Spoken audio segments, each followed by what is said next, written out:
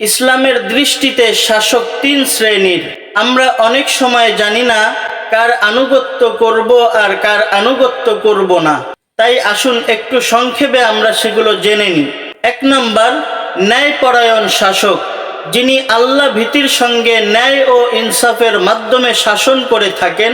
তার আনুগত্য করা ফরজ, তার বিরোধিতা করা সম্পূর্ণ হারাম।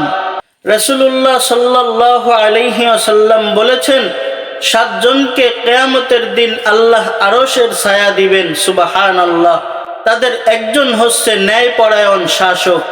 2 নম্বর, কাফের বা মুরতাদ শাসক, যে প্রকাশ্যে ইসলামের মূল আকীদা অস্বীকার করে বা ইসলাম ত্যাগ করে।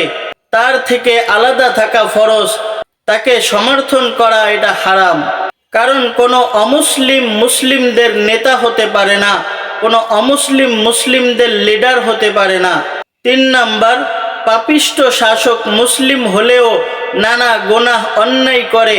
এদের 2 অবস্থা।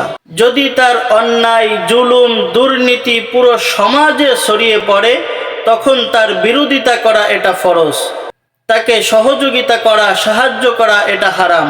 আর যদি তার পাপ ব্যক্তিগত থাকে এবং বিরোধিতায় বড় ফিতনা দেখা দেয়, তখন বিদ্রোহ নয়, বরং হিকমত ও ধৈর্যের সঙ্গে দাওয়াত ও নসিহতকে চালিয়ে যেতে হবে।